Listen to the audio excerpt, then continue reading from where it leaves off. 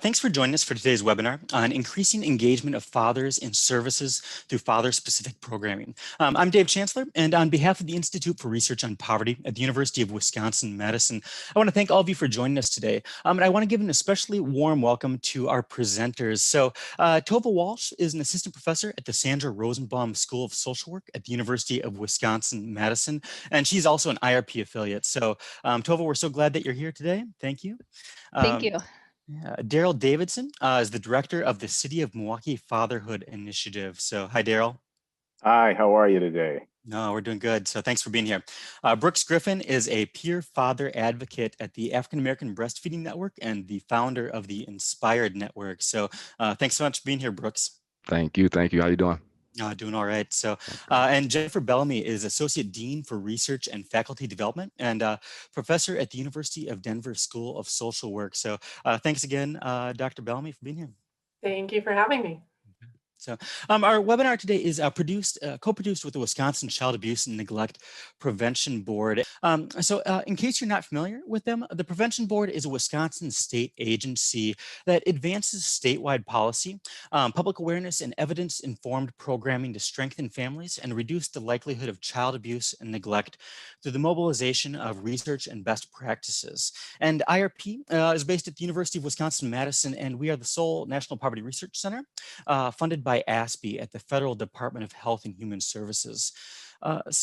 For today, our kind of an outline here, we have an hour, and after we hear from our presenters, Dr. Walsh will lead us in some discussion, and then finally we'll take your questions through Q&A. So you can type those in. There's a Q&A box at the bottom of your screen, and we'll get to as many as we can, in addition to some of the questions that many of you typed in during registration. So with that, Tova, Daryl, Brooks, and Jen, I'm just so thankful that you're here. And Tova, I'm going to turn it over to you now, okay?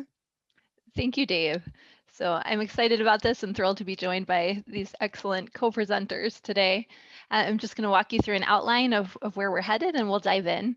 So we are going to start by talking a little bit about the benefits of father involvement, offer a definition of father-specific programming, and then we'll get into some examples. So you'll hear insights from three really extraordinary programs. Daryl will be talking about his work with the Milwaukee Fatherhood Initiative. Brooks will be talking about his work with the African American Breastfeeding Network, and then Jen will be speaking about her work with the Dads Matter Enhancement for Home Visiting. And after we hear those three program examples, we'll move into some discussion around takeaways for successful father-specific programming. We'll move from there into questions and discussion with you all, and we're looking forward to taking some of the questions that you've raised already, and we'll add into the chat. So just a quick note before we dive in, every time we talk about fathers in one of these webinars, I like to just get us oriented by acknowledging that the definition of a father is complex. And for our purposes, we are interested in thinking about this definition as broadly as possible. So we are talking today about all of the fathers from in whatever that term means to you, the people who play a fathering role in the life of a child, caring for a child, raising a child, regardless of biological relationship. We also hold in mind the diverse family compositions and diversity of fathers in many senses, and want to be as inclusive as possible in thinking about fathers, while also acknowledging that in our focus on fathers, we are not meaning to take away from the roles of other important folks like mothers and grandparents and other kin in the roles that they play in the lives of children. But today we are focusing in particular on the really critical contribution that fathers make, and some of the ways that programs can do more to engage fathers and support their caring involvement in the lives of their children. So how do fathers benefit children, benefit families? The important thing to keep in mind here is that positive father involvement is associated with benefits to children really across the life course. So beginning even before birth, carrying through childhood and adolescence and into adulthood, positive father involvement is associated with a range of developmental benefits for children as they grow. And the effects even carry intergenerationally, so that, for example, boys who have a caring father involved in their own childhood are more likely to be an involved presence in the lives of their own children when they grow and have children as adults.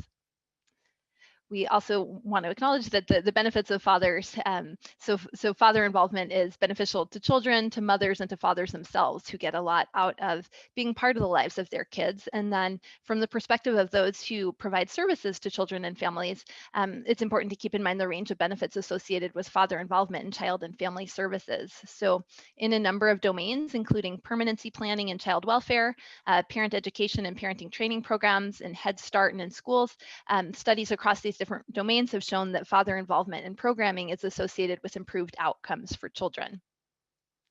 So that's part of the groundwork for thinking about why we would want to be focused on enhancing engagement of fathers in services. Today, we're going to be talking specifically about engaging fathers through father-specific programming, and I want to define that term. So father inclusive practice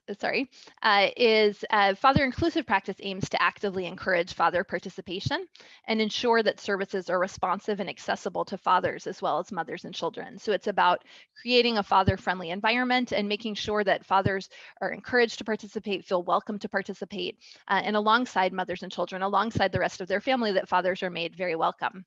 Father-specific programming really centers fathers, though. So father-specific programming is designed specifically for fathers, with the needs and interests of fathers guiding the service delivery. So it's an expansion on the idea of father-inclusive practice to design programming that is really specific to the needs of fathers. Today, we're going to be focusing on father-specific programming, and you'll hear 3 really excellent programs highlighted as we move forward with this webinar. And in our next webinar in this series, which will happen in about March, and we will share info about that, we'll be talking about father-inclusive practice and highlighting examples of programs that are engaging fathers effectively in the context of services for families more broadly. So a piece of the work of engaging fathers in services through father-specific programming is about overcoming barriers to participation. And I want to highlight a few of those barriers now to set the stage a little bit for what you'll hear from the next presenters about some of the really creative strategies that they're employing to overcome these barriers so that they can successfully engage fathers. So one critical barrier to keep in mind is the kind of beliefs that we all hold that act as barriers. And whether it's fathers themselves holding these beliefs, whether it's service providers holding these beliefs, mothers and others holding these beliefs, they can get in the way of engaging fathers. So some of those beliefs include the idea that father participation is not important, or that it's extra or optional, treating the father-child relationship as secondary, and thinking about the mother-child relationship as really the critical focus for services, and treating the father-child relationship as secondary. Also a belief that fathers' capacity to be caregivers is limited, or a belief that fathers represent risk to their children or their families.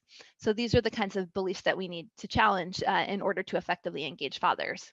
In addition to the kind of beliefs that act as barriers, some other things that present barriers include provider discomfort or uncertainty engaging fathers. So for providers who are accustomed to working primarily with mothers, it can be uncomfortable at first, or they can feel uncertainty about how to effectively bring fathers into services.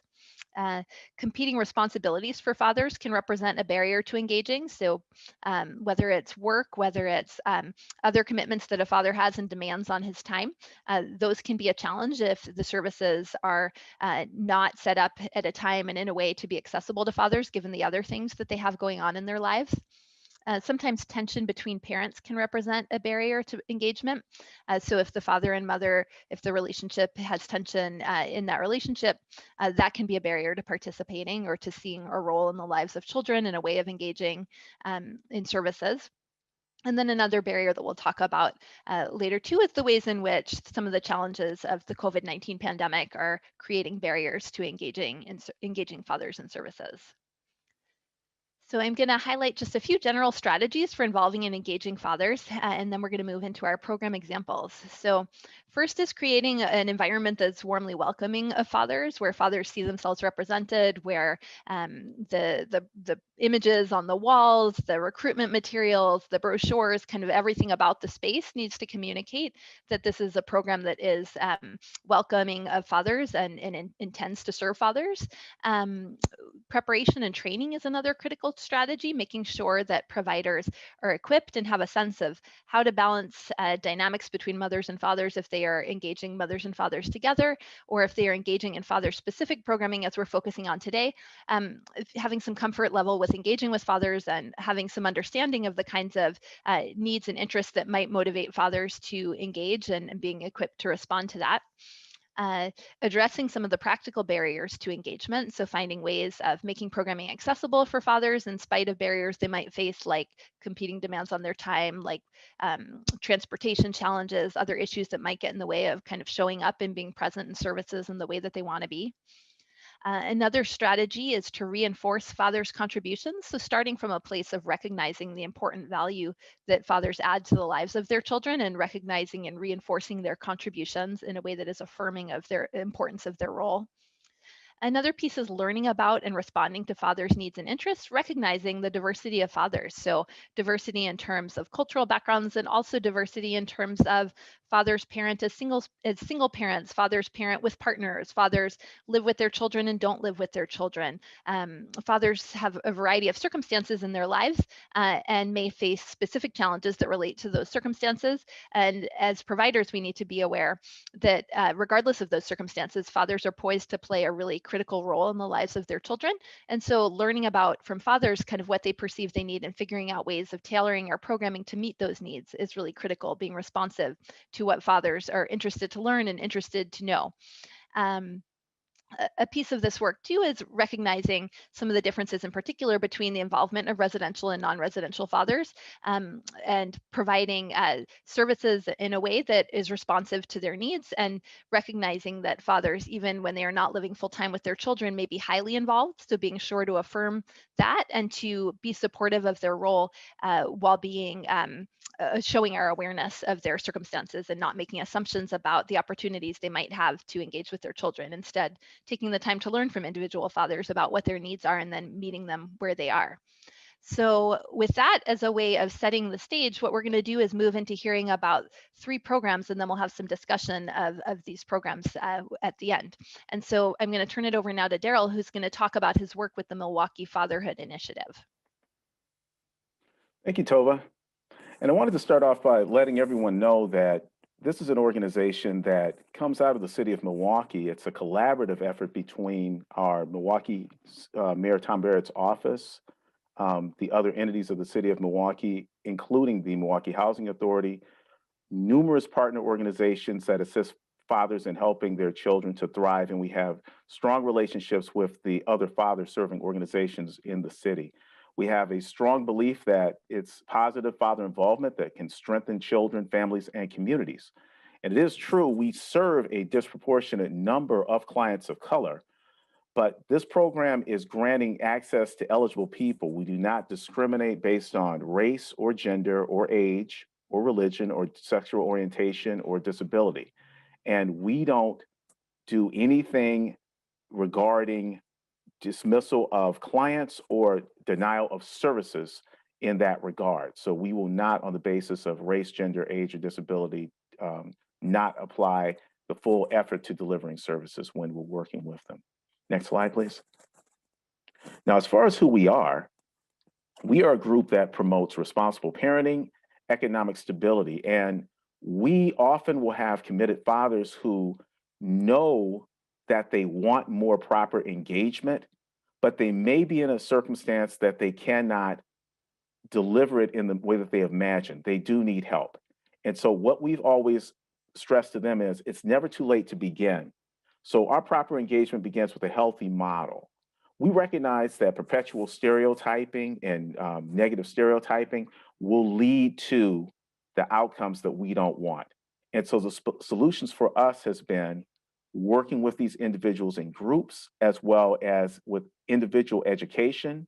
We have fatherhood gathering, we have case management, and we've organized it so that we've scheduled our individual and we've scheduled our group education during the daytime, during the evening, and also on the weekends. Next slide, please. So with a hub of a large partnership, much of our activity is going to be focused on whatever the father has indicated in his intake assessment. We're looking at delivering the services directly or giving proper referrals in the areas of child support services, offender reentry services, workforce development and employment consultation, um, permanent supporting housing. That's our relationship with our housing authority who oversees the contracts of many of the activities that we're doing, energy assistance, behavioral health assessments and screening, child development screening, as well as financial navigation, which is something that's just been introduced to many of our clients. We are now learning about those services, and tax preparation is a part of that. So some of these services are delivered at the same facility to allow for close coordination among the individual clients. I know that COVID is taking some of that away from us, but at the same time, the individuals who are part of that same facility do know each other, and we still have strong relationships with each other. Next slide, please. We offer education that is typically in groups of up to 15 people. It's provided through the curricula Nurturing Fathers. We also use 24/7 Dad and other curricula. Much of what we discuss is character development, relationship education. There are educational modules on teen pregnancy prevention. We want to promote public health strategies that are going to keep the child healthy, such as individual immunization scheduling, breastfeeding support. We give referrals for home visiting programs, which we have a well-known one in the city of Milwaukee, the DAD Project. We also give referrals for substance abuse, and we do give referrals for mental health consultation. Much of what we also are concerned about is the relationship that takes place between the father and the mother. And so we try to keep the communication lines between the father and the mother if that's what's available. We encourage it strongly, though. And in affecting co-parenting or affecting a relationship between the parent, we also try to get the father to see the position of the mother as well as how the children view the mother. So we are encouraging not only co-parenting, but sometimes in unique circumstances, we may have to encourage what's called a co-parenting team, where you have other individuals who are close to that child who support and facilitate communication for that child's well-being so that they can move forward with much of what we're trying to do here. Every year we've had a Milwaukee Annual Fatherhood Summit with the exception of 2020. This would have been our 15th year. So the Fatherhood Initiative and many partners, including our local Social Development Commission and other large-scale partners, will host the event over 2 days in the month of October. Typically, we get approximately 1,000 men to come to this one-stop shop for education, job training, employment consultation, health services, child support services and referral, driver's license recovery, expungement, and other resources. During the course of this event, if some individuals attend some of the child support courses, for example, that may be allowing them to become eligible to receive a credit on their arrears. So they may be able to advance what they're doing with the relationship of the child without barriers after the Fatherhood Summit. During this period, we typically will track using many evaluative methods, and we are trying to work on delivering the results using web-based resources and web-based data activity. So today, it's true we did not have that event. However, we had a Zoom version of this event, which allowed our original partners that pulled this Fatherhood Summit together to talk about where we've been and where we're headed in the future. And we are considering a strong focus on developing other types of web-based activities that could overcome the obstacles that prevented us from seeing each other in person this year. So with that being said, I'm going to close out this section to let everyone know that we are focused on the father, and we absolutely are concerned about the child's well-being, and we want that father involved in making sure that that happens. Thank you so much, Daryl. So I am going to move us on to hearing about Father to Father, the programming of the African American Breastfeeding Network that is led by Brooks Griffin. So Brooks, I'll turn it over to you. Thank you. Thank you. Good afternoon. And first, I'd like to thank UW-Madison and the Child Abuse and Neglect Prevention Board and Tova. I'd like to thank you as well for putting this together and making this event possible. And thank you for those that are joining on for taking your time to join us for this webinar. As Tova mentioned before, my name is Brooks Griffin. I serve as the peer father advocate for the African American Breastfeeding Network, where our mission is to advocate for breastfeeding equity and champion for maternal health. I'm also the president of the Inspired Network, which is a grassroots movement organization that's focusing on advancing spiritual development to combat the effects of trauma, abuse, and neglect. And so, if you can go to the next slide. In and so this year, with our organizations, with the Inspired Network and the African American Breastfeeding Network, we collaborated together to launch an innovative program and project entitled Father to Father. And Father to Father, this empowerment group brings together first-time fathers and experienced fathers together for support, for encouragement, so that they can be better leaders for their children, so that they can be better leaders for their family, and overall they can be better leaders for their community.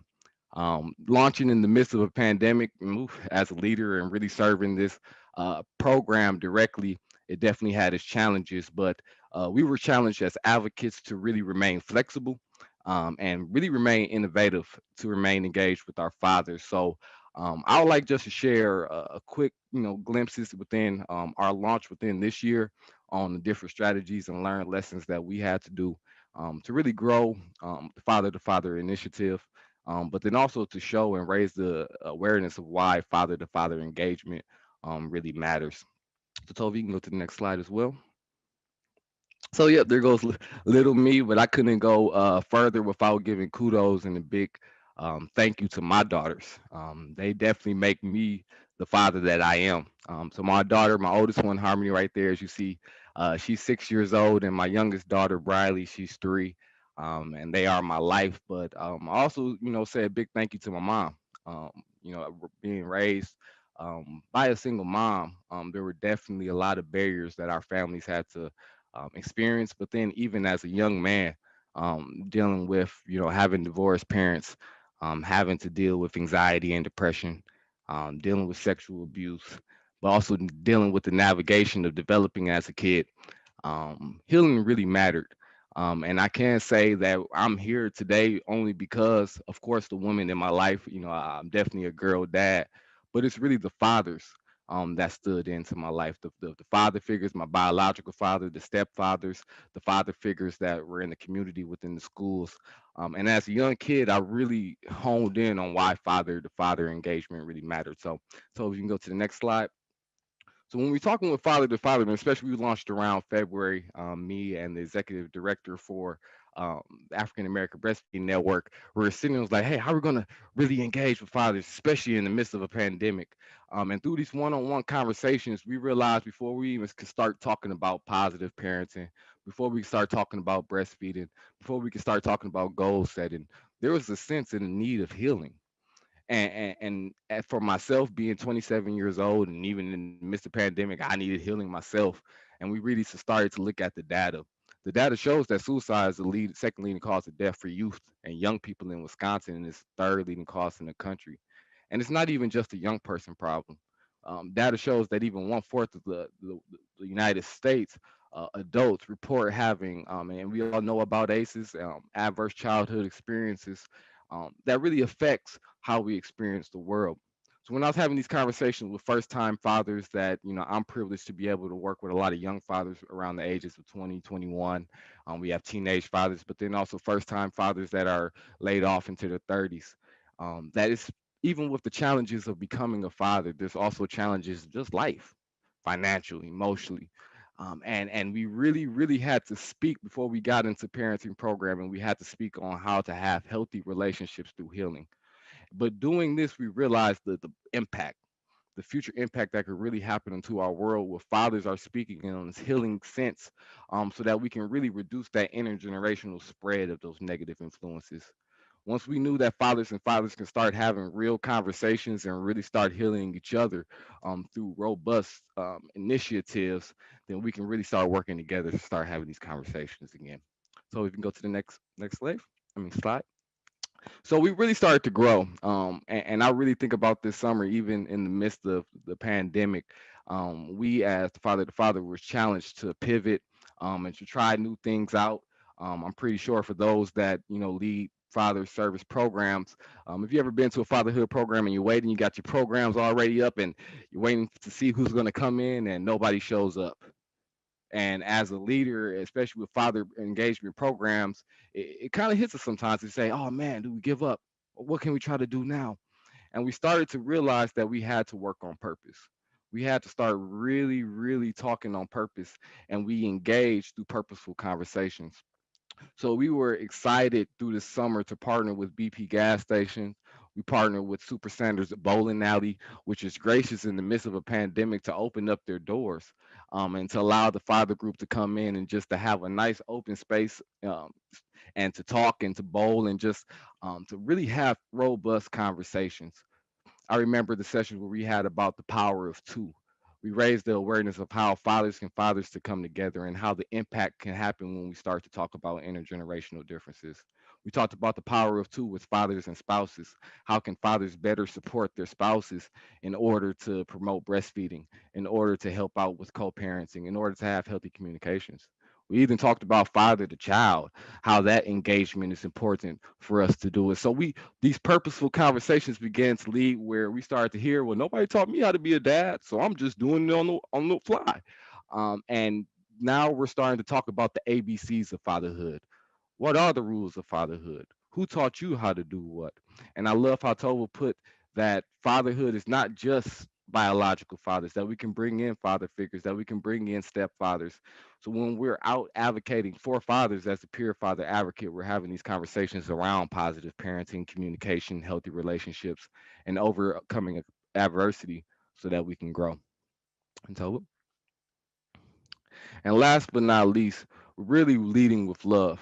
And through these conversations and the one-on-one help, the solution is love. We're here really talking about increasing our engagement with father-specific programming. And in order to do that, as leaders, as fathers, as individuals within the community, let's engage with love. I first want to pause and give a huge, huge thank you to my mentors here, Rick Polk, Damon's Mans, Damian Smith. These are three experienced fathers from our Father to Father group that took the initiative and the commitment to stand with me and to say, hey, we're going to stand with you and lead.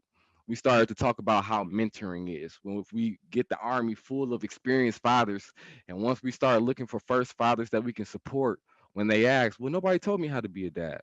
Nobody told me how to get over the fears and anxieties of becoming an adult. Well, we'll have these experienced fathers that we can really connect them with.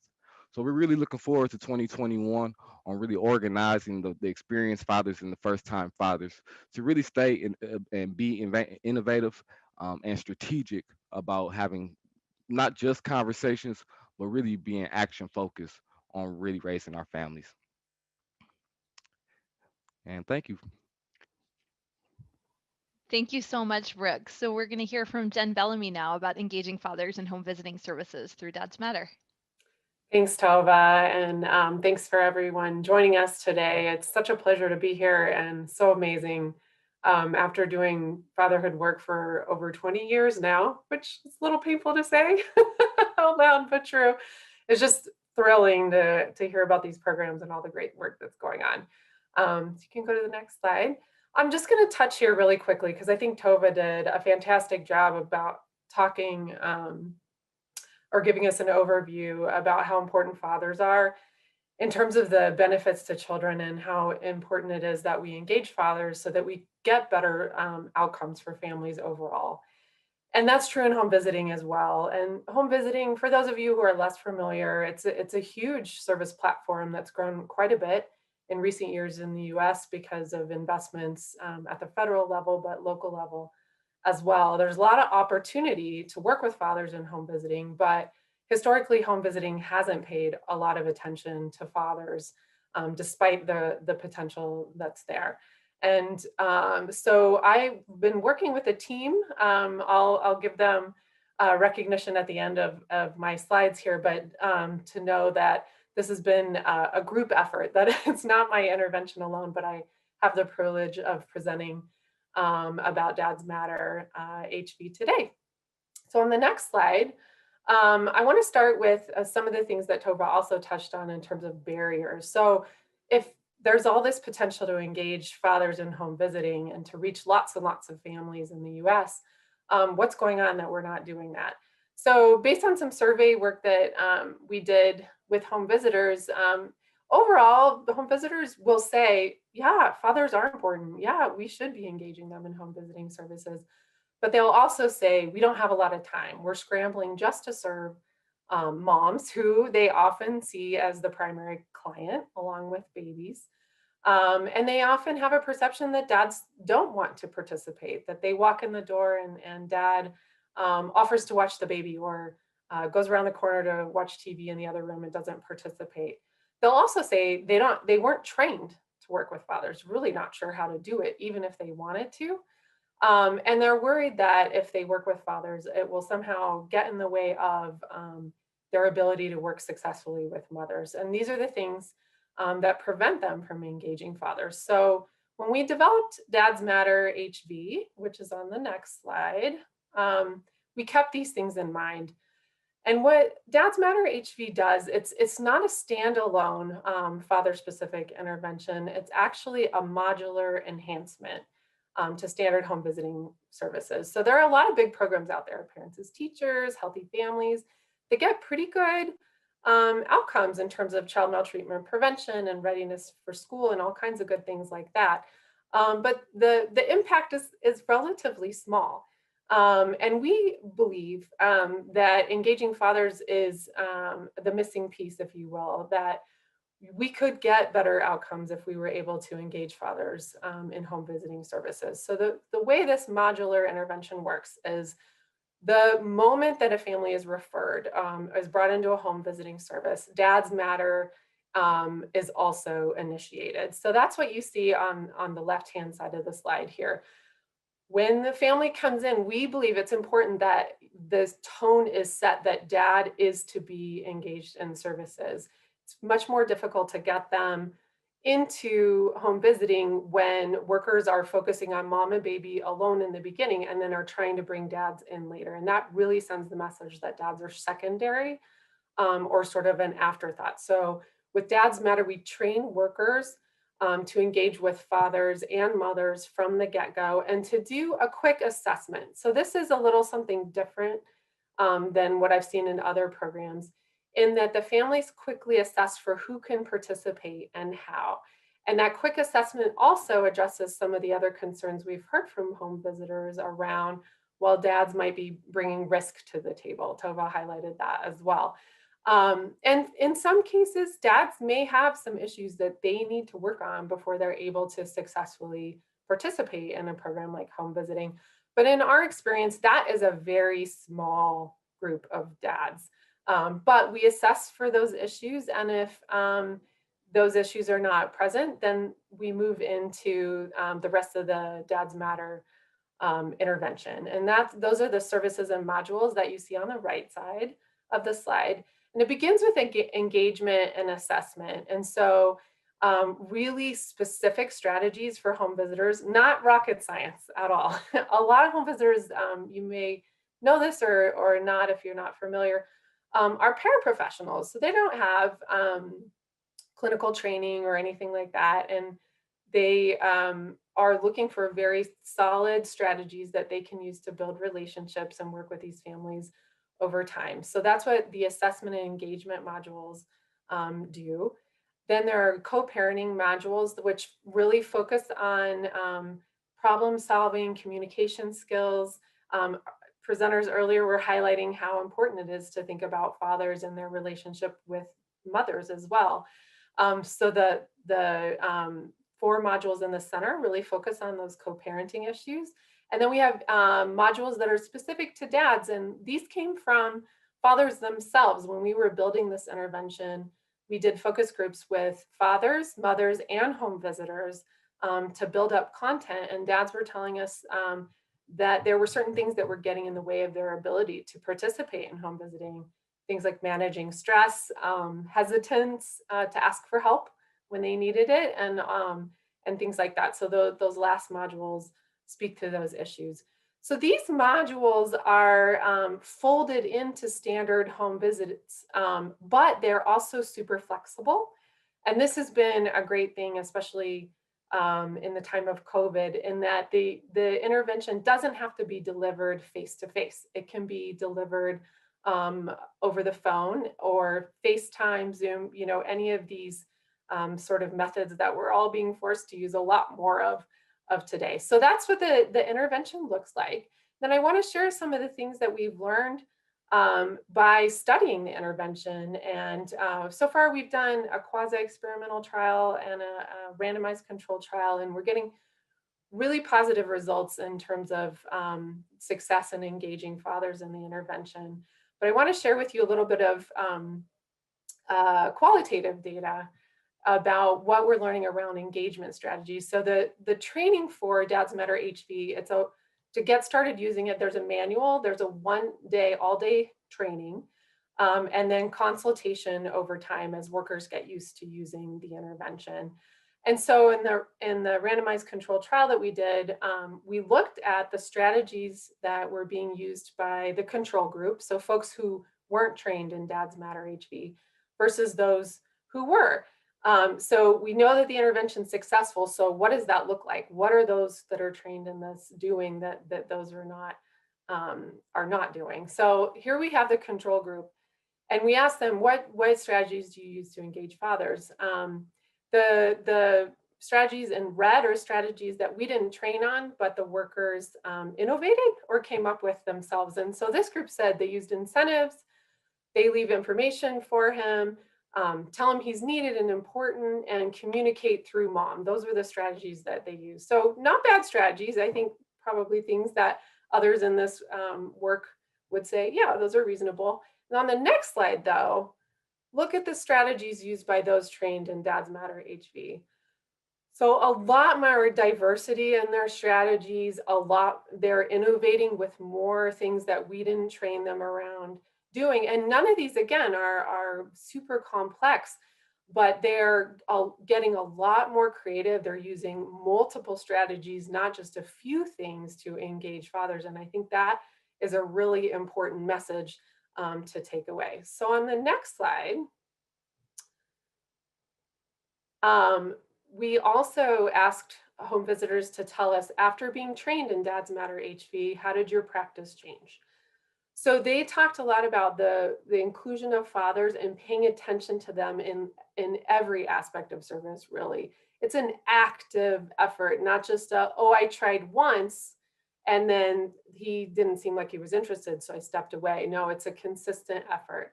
They also talked about reflecting on their own perceptions and beliefs about fathers. So some said, yeah, we're very positive about engaging fathers. But really, as we got into it and in the training, we do a lot of work around this. It was clear that they had a lot of their own personal experiences that were getting in the way. And I will say 99% of the workers that I work with are women.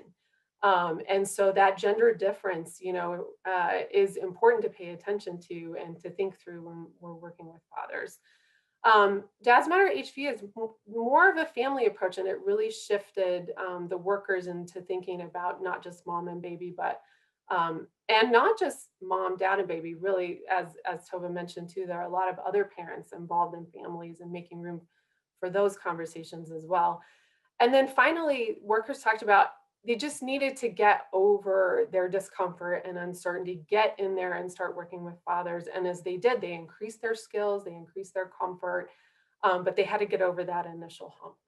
So on this last slide, I just wanted to highlight a few takeaways of what we learned from developing and implementing Dads Matter HV.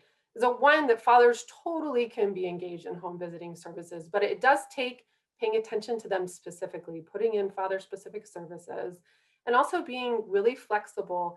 So home visitors had to do those weekends and evenings. They had to get creative and persistent to be successful and use those dynamic engagement strategies that I listed for you and more. You may talk to home visitors and they may say, yes, we value fathers generally, but they really do need consistent support and encouragement. And I can't tell you how important that immediate supervisor is for them. So if their immediate supervisor is taking is really modeling the importance of fathers, asking about fathers and supervision, training on engagement of fathers, consistently partnering with father organizations, et cetera. All of those things are really important to move the needle, especially when you've got a service like home visiting that's primarily staffed by women. So the last slide I have is just an acknowledgement of the many other folks on our team: Neil Guterman, Aaron Banman, Justin Hardy, who are part of the Dads Matter team. So thanks for giving me the opportunity to present. Thank you so much, Jen. So I'm actually going to ask all of our presenters to turn your cameras back on, and we're going to have a little bit of conversation now across these three programs about some of your takeaways for successful father-specific programming. So one thing that I wanted to ask you about as we kind of get started in discussion is thinking about how you get to know the fathers you're serving and figuring out what their needs are. Daryl, you've talked about working with a variety of populations of fathers, like just the breadth of the work that you do.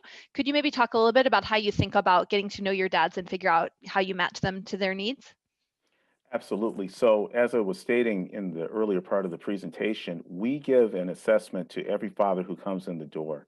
Even if they are being referred from another partner agency, we're going to give a specific assessment because we really want to know what their needs are. And here's an example of the types of things that potentially could happen.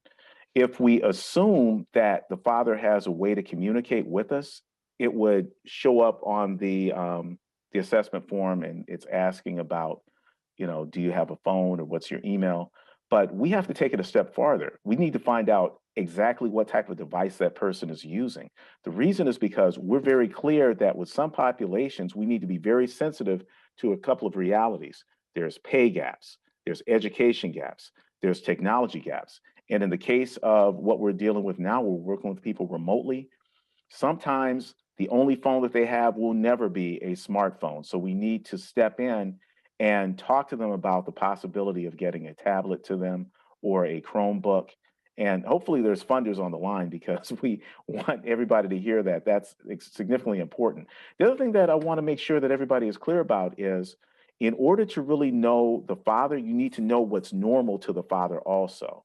So we don't pass judgment on if the father sees the child for, let's say, I don't know, they don't live with the child, but they don't see the child except maybe 40% of the time. We're not passing judgment on that.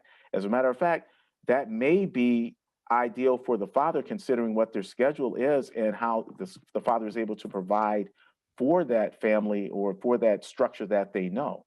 So we want to get them to as close to what is normal to them as possible and concentrate on what works, because we know that things are different now. So if there's certain things that they're starting to stress over because they can no longer do it, well, let's find out what they can do and then remind them that these are the types of things that we're going to use because we still want them empowered. Thank you. I'm going to jump around a little, but I'm wondering, Brooks, if you could talk a little bit more about the importance of connection with other fathers. So you've talked about your work with young dads and then bringing in some dads to be mentors. How do you think about kind of making those matches or doing group-based work? I'd love to hear a little bit more about how you get dads connected to other dads. Definitely, definitely. I think 2020 definitely allowed us to really understand and appreciate the benefit of listening. I think as leader and Russ really designing this new program, we come in with passion and enthusiasm, saying, "Oh, we know what we need. We know what they need. We know what they need," and we're pulling everything together.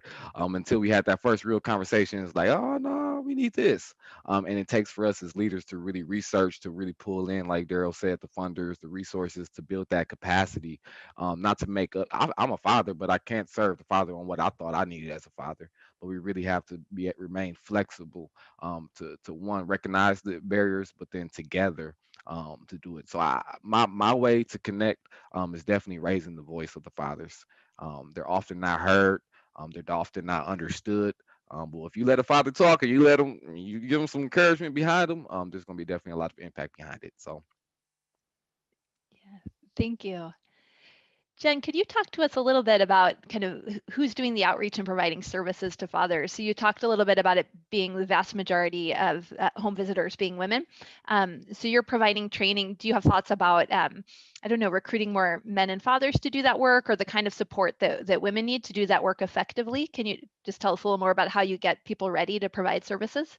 Yeah, I mean, I think that we need to take sort of a both and approach, right? So Mhm. women need to work with fathers. If you're doing child and family services, you got to do that.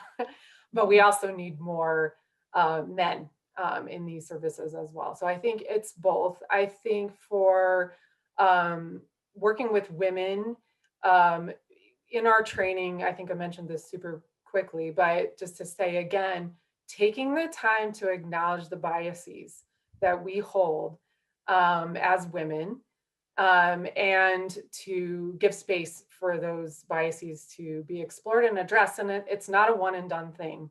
In our 1 day training, it's the kickoff of the conversation. It's the basic strategies and skills, and then we really work closely with supervisors to continue those conversations with their workers and to keep asking the questions and cueing and saying, have you asked the family how to make it easier for dad to participate? And then in terms of recruiting more men into child and family services, I mean, I think that overall, then this would be good for women finding ways to pay people a better wage so that they want to go into these positions. I think actively recruiting men, and what we've done some creative things in the past, not in with Dads Matter, but I started with a fatherhood program, hiring men that maybe don't have the traditional child and family services background, but have that potential. Hiring men who are graduates of fatherhood programs, working and partnering with fatherhood programs and recruiting folks into those spaces are all strategies that I've seen have been successful. Thank you. Daryl, so you talked about how the Milwaukee Fatherhood Initiative relies on a whole really rich set of partnerships. Can you tell us a little bit more about how you form those partnerships and the kind of organization, the kinds of connections that you're looking for, like what kind of referrals you tend to make, and the kinds of partners that you're looking for to make resources available to the dads that you work with? Absolutely. So initially, when the Milwaukee Fatherhood Initiative began, there was a precursor to the organization that was a variety of father-serving organizations, the Milwaukee Fatherhood Collaborative. And that particular structure was not a funded body. So it was many of the people who believed that father services were important, and they were the ones who pushed to make sure that you could have a much more cohesive design to address fathers if there was if there was a form of it that had some type of funding behind it. And so within that time, the Milwaukee Fatherhood Initiative was created. So as far as it goes with the relationships, a key relationship has been our child support office. We do receive referrals from our child support services office. Especially important with them because it doesn't exist like this in the rest of the United States. But child support services is what's in Milwaukee County, and many people around the country may know it as child support enforcement. Child support services in the greater Milwaukee area had to take a look at how they were delivering what their messages were, and if they were part of the barrier that they were saying that they wanted to address.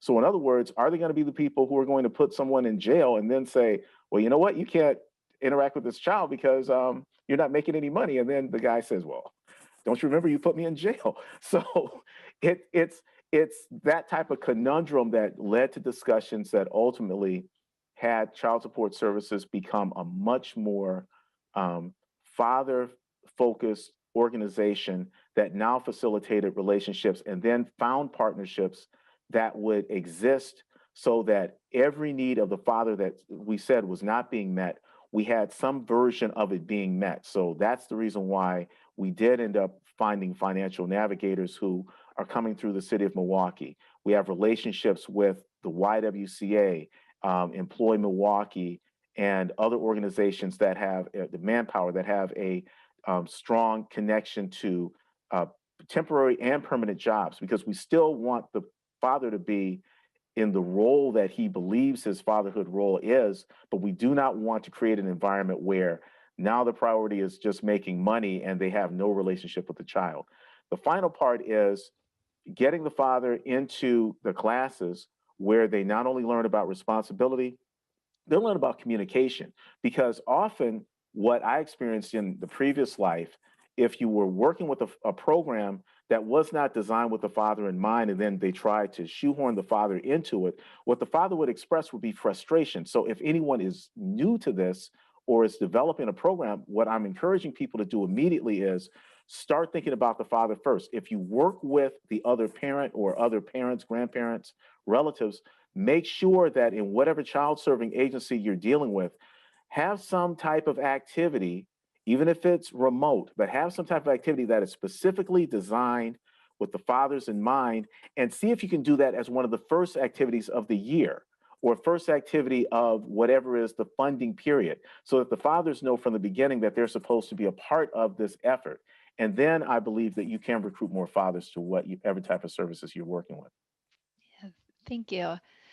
So Jen, you talked about some of the ways that you've found to reduce barriers to participation, like broadening schedules, broadening hours so people work evenings and weekends. Brooks, I'm wondering what other things you've found effective. You've really grown your group. You talked about, everybody knows that experience of holding an event and nobody comes, but you've had such success in growing your group of fathers that come to father programming. Can you tell us about some of the things that have worked to reduce barriers? Definitely, definitely. And I would say building leaderships, and building leaders within our fatherhood group. One, it definitely took a load off of me. But then also too, it's what the father wants. One, again, that voice, also that responsibility, but then to know that they can do it. So again, as we, I pointed off the three leaders, Damien, Rick Polk, and Damian Smith. I lean on them when, I need help. I'm like, hey, we're talking about co-parents, and I'm dealing with it even personally within my own life. I lean onto the expert fathers. So like I always joke with the father to father group. I kind of go into the sessions kind of selfish because I know that I'm gonna get something coming out of it, but with that same that mindset, and it also increases that acts. So I know if a father comes in really not expecting what the group is, and they're coming out empowered, then they'll be more able to ask their friend that they may know that's having a child, or that they may know just need that space. During this pandemic, we've had way more experienced fathers than first time fathers. But at first we're like, we're not really tapping into our main market, but we're growing that group to have just fathers in general come together and just supporting each other. So we're excited. Yeah, thank you. And Jen, so the model that you talked about, it gets layered onto other home visiting programs with this father-specific component. Is it a program that is available for others? So if there are folks listening who work with home visiting programs, is the Dad's Matter enhancement something that might be accessible to other programs at this time? Yeah, we're just about ready to distribute our manual. So folks who are interested will be, we have a website being built, and the polishing, we took what was a very unattractive research heavy manual and had folks help us translate it to something much prettier, more user friendly. So that's about ready to go. And so we'll make that available soon. But anybody could definitely get in touch with me if they're interested in training, or just having a conversation to learn a little bit more. I know this was a really quick tour. Yeah, thank you. So you're reminding me that I'll put up the slide that has contact information for all of us in case that's useful to anyone and you want to follow up with the presenters. And then I'm going to ask Dave, who's been following along in the chat, if there are some other questions that you want to highlight that have come through during our conversation today. Yeah, thanks so much, Tova, and everyone. So, we've seen a lot of the questions kind of in chat, focusing on just the specifics around like what do we do, in offering these services or these interventions during a pandemic, and how has that changed within your organization? And I think one of the specific things that we've seen going on in the chat is could you talk about kind of how you make that first contact? When you're not able to meet in person, where you usually maybe had been able to in the past. So, I'd love to hear from all of our presenters with that. Jen, you mentioned it and you talked a little bit about it in your presentation. Do you want to lead us off? Yeah, I mean, I think I said this quickly, but we'll say again, the nice thing about Dads Matter is that it's made to be done in person or over the phone or via Zoom. So because it is an add-on to existing home visiting programs, whatever home visiting programs are using now to navigate COVID, Dads Matter could just fit right into that because it doesn't have to be used in a particular modality. So it's flexible in that way. And I think that's been one of its advantages in fitting nicely with a lot of different programs. Brooks, do you want to jump in? Oh, Daryl's going to go. Sorry. Sure. I'd like to also say that with us, the big concentration has been on, let's see if we can keep this as a normal schedule. So if it was already on the schedule, we still want to get in contact with you. So if we were going to see you in person, we're going to get you on the phone. Even with our groups, yes, we have Zoom, but also we're fortunate in Milwaukee to have a large facility in the center of the city that our Milwaukee Fatherhood Initiative uses so that we are able to conduct groups that will have the appropriate spatial distancing. The physical distancing is there, as well as we do provide personal protection equipment, and we have, hand sanitizer and other things. So we are still able to conduct some of our groups in person, and we did not lose that part, but still it is a challenge. And something else I want to add to that, it is a big deal to us because there are cultural differences. So if we're dealing with individuals who speak other languages other than English, that has been a barrier. There has been access to translation services. Ideally, you would want someone who could speak the language directly to them. So hire an individual who can assist you with that. But then there's the other element, which is we have fathers who, even if they were trying to get to our sessions, they may not be able to afford it. So we used to be able to give out bus passes and things like that. So it's still an uphill battle for us. Okay. Brooks, did you have anything you wanted to add there? Yep, and through the African American Breastfeeding Network, we have a group of doulas, and we are already serving mothers as well. So we kind of tag team with them and really support the fathers. But then also with 2021, just raising the awareness of fathers and really providing that platform. We're partnering with organizations across Milwaukee, but of course across the country as well to really go hand in hand. Okay. We're seeing a lot of questions about cultural competency, and Daryl, you kind of mentioned that with some of the language issues and that sort of thing. Daryl, do you want to take a first shot at that? Do you want to expand on that a little bit more, if you would? Well, if you're speaking about specific languages, yes. I mean, in the Milwaukee area, we are seeing a higher number of people who Rohingya and Karen. Um, there's a large group that speaks Spanish in Milwaukee, and fortunately, the Milwaukee Fatherhood Initiative has partner agencies that are able to assist us strongly there. So we are able to make referrals, but with the languages that do not have a written language that's corresponding to it, that's been somewhat of a battle. So we are looking to do something that Jennifer had described earlier, which is if we can work with fathers who are willing to assist us, then we'll have peer education activity that would be able to support some of the work that we're doing. Now, what I didn't mention, all of our services are free, and there is a regular group that we were doing called Real Men, Real Talk that exists right now as a peer education model for our participant fathers, and we will bring in people who will enhance some of their information. So special guests as well as subject matter experts. So that particular topic is something that I'm looking forward to doing in 2021. Jen, did you want to talk about, in terms of like home visiting, are there any sort of competency, cultural competency trainings that you do with your home visitors? Yeah, so the program's been primarily implemented in the Chicago Metroplex, which is a very diverse urban center. And we created all the materials and exercises and things, both in English and Spanish, and had bicultural, bilingual folks help us out with the development of those materials. And several of our programs worked primarily or only with Spanish-speaking communities. So the nice thing about home visiting programs, as many of them are staffed by paraprofessionals, they're often the people who live in the community. So home visitors are often growing up and then serving in the communities that they're working. So a lot of times they were a really great fit already for the communities that they were working in. And it was really just enhancing their work with some of these father engagement strategies. And we're stronger in terms of application for Spanish speaking communities, but we would like to expand to other languages and cultures more specifically as well. But yeah, that is a strength of home visiting. Okay. And Brooks or Tova, did you have anything you wanted to add on that?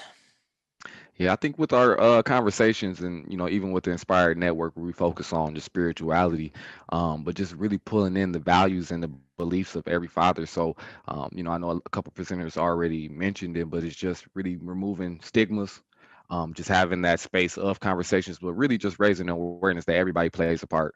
And I think just for the pandemic, it shows it. But even in the midst of barriers, in the midst of overcome, how can we one recognize the role that we play, but then also tap into either a father, into a spouse, into a child, into an organization, to really make that success happen. So that's definitely it.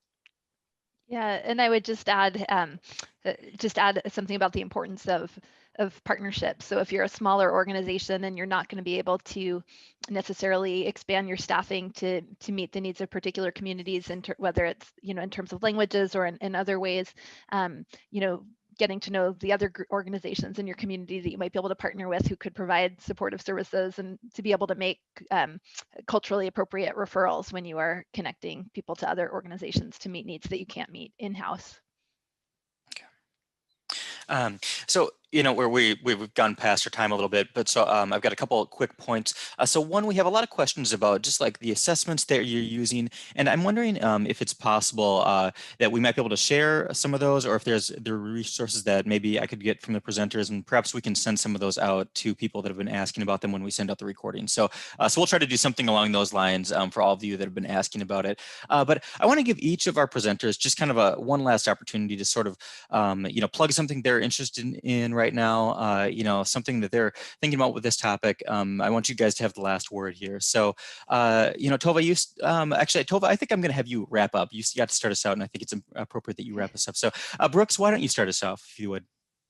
Thank you. Thank you. And again, thank you for everybody joining on. If you'd like to, for more information about Father to Father, on how you can either refer your fathers to join us, how to partner, or even as 2021, how to join the coalition, you can email me at brooks.griffinabn@gmail, and I'll send you a confirmation, email where we can kind of just really have a calendar invite, have a good conversation on how we can really work together, and move forward from there. So definitely send me an email, and I will send you an email right away.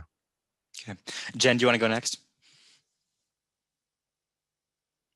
Yeah, I would say, we've learned a lot over the last 20 years or so in fatherhood work. And, if you're new to this and you're interested, I think, reach out to us, have those conversations. Don't start from scratch and reinvent the wheel, because there's a lot of wisdom now, and there are a lot of really effective practices out there. So reach out, network, partner, and I think that'll get you hitting the ground running, so to speak, with father engagement. Okay, Daryl. So I wanted to thank everyone for participating in the webinar, and I certainly want to remind everyone not to assume that because a father is not involved, that he does not want to be involved. Always ask that question, and make sure to ask in a supportive manner. Make sure to also ask questions, because what they may not know is something that you could either connect the dots, or find a peer, or find a service that will allow them to be empowered. So that's what we're looking for, the fathers to be empowered by the end and have that relationship with the child, because that's what's most important here. Okay, Tova, what do you have for us here? Yeah, thanks. So I want to echo the thank you to everyone for joining us and to the Prevention Board and IRP for supporting this webinar today in the series.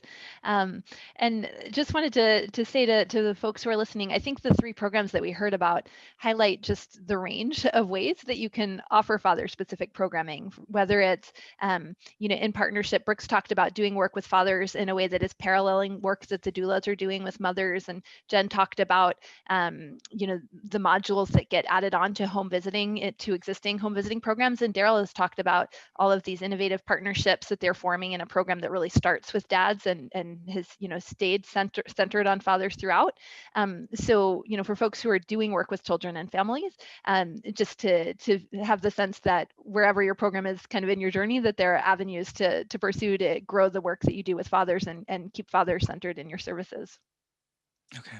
I'm just so grateful for the 4 of you taking the time to do this today and to share all of just your experience and your wisdom on this topic. And I also want to thank everyone that joined us. And as a reminder, we will send out the recording and the slides for this, and any like assessment tools that we can kind of put our hands on, or sort of guidance there. We'll send that out later this week. And again, as Tova mentioned at the beginning, we're going to be having another one in this series, probably right around March. And so do keep an eye out for that. And again, I'm just really grateful for everyone. So thanks again, and so long.